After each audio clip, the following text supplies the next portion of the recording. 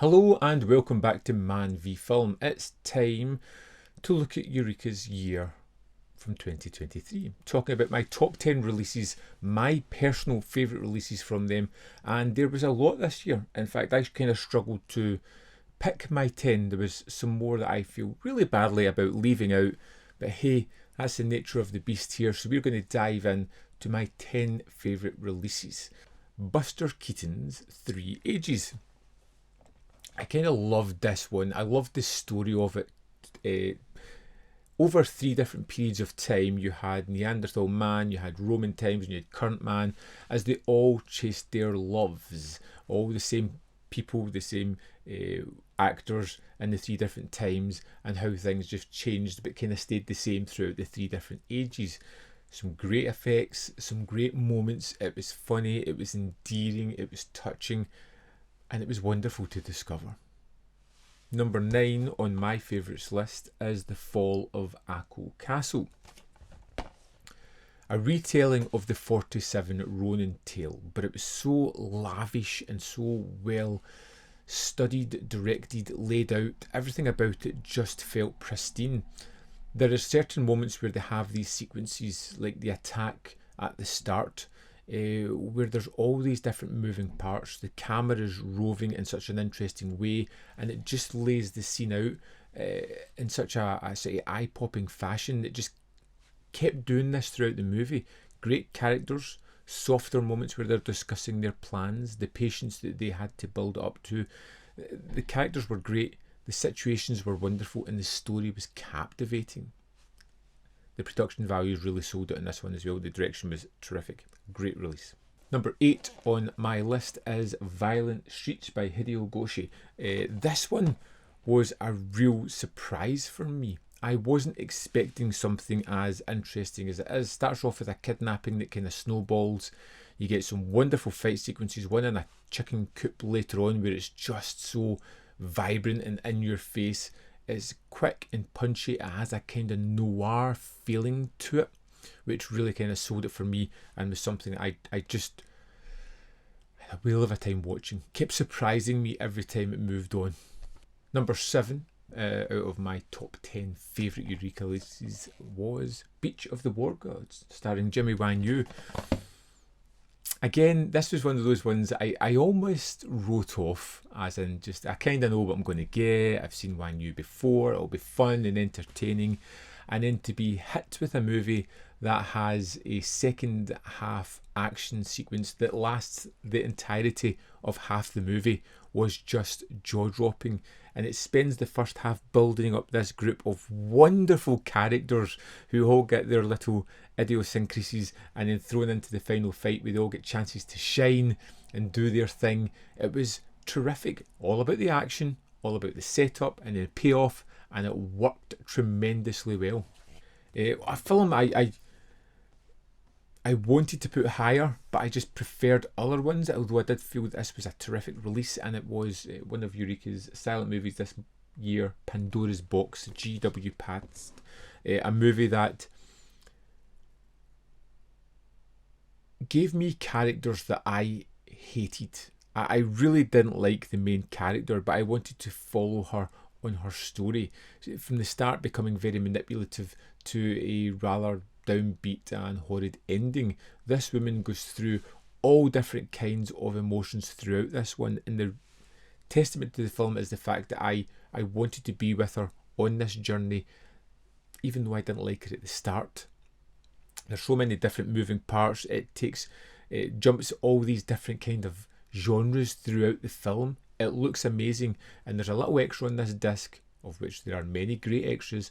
One that shows you the restoration process they went through, and just to see the work that's gone into this makes me appreciate film preservation and how these companies are going about making sure that these things don't get lost to time. Because you think of all the things that have been lost and all the things that have been degraded and never fixed, and the way they're treating these things, as proved by that extra, is terrific. Before we jump on to the top 5, if you haven't done so already, consider subscribing to my channel, where I talk a lot about Masters of Cinema. I covered every release of Eureka's this year, and I'm hoping to do the same in 2024. The 4K release of Touch of Evil from Masters of Cinema was a great upgrade. It looks wonderful. Now, yes, the film looks tremendous, but it's an amazing film at its heart as well. Multiple cuts on this one, as there was with the standard release, the Blu-ray. But this is a film that needs to be discovered. If you haven't seen it, if you've got a 4K setup and you want to try an absolute masterpiece of a classic, this is the movie to check out. Orson Welles is wonderful in this one, and equally matched by Charlton Heston. It's a great tale. There is some real darkness going on in here as well, which is never out and out said, but there are some seriously dark implications throughout it that just haunt me whenever I watch this film. Great presentation, great extras, great package, great to see on 4K. Number 4 in my Eureka top 10 is the Andrzej Zulawski set. Now, individually, I don't think any of these films would have made on my top 10. As a set, as a discovery, as of experiencing something new I hadn't done before, this was wonderful. The films looked tremendous and they were dense, chaotic, mysterious pieces of art that were sometimes hard to decipher and always an experience to revel in. I say revel because some of the stuff is rather harsh that you're seeing here. I have never forgotten these films since I watched them. I sometimes find myself remembering back to little bits of the movies and hearkening to images that pop into my head. These were movies that you had to sit down and surrender to, allowing them just to wash over you. And it was so great to sit down to a director's body of work or some of the work and just experience these.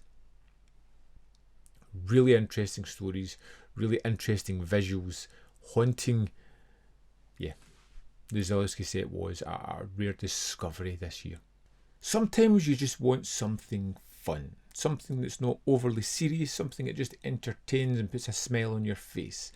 And this was one of those titles. At number 3 on my list is Hopping Mad, the Mr. Vampire series, which has numbers 2 to 5 in that series.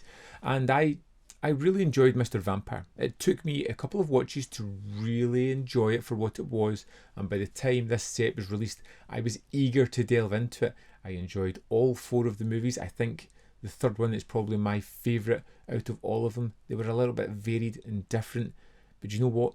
Every single one of them was fun. And sometimes you just want something that's fun.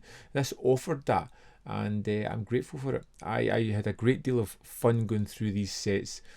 I go through this set and all the films that were on it. Put a smile on my face, and when I think back to it, it's something I'm going to throw on often and just enjoy. Switch off the brain and have fun. Number 2 on my list comes all the way from January 2023, and it is Runman, Run, which was the third in the series of films with this main character. We're still waiting on the second one. Please, Eureka, going to release it soon. I actually adored this one. I wasn't sure how much I was going to love it.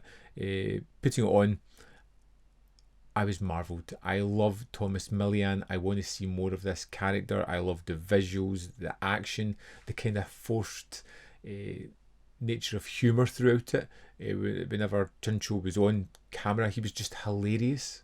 Chichilo is a wonderful character. The way he just almost survives through life. He feels like the human incarnation of a cockroach, just always evading threat, always kind of eking out of situations. It was a wonderful portrayal, and following on from the big gun down, which I saw this year as well, I just want that middle part. I want to see this character again doing some more fantastic things. It's got great sequences, great bad guys, great action, and just that sliver of humour all the way through it just made it all the more palatable.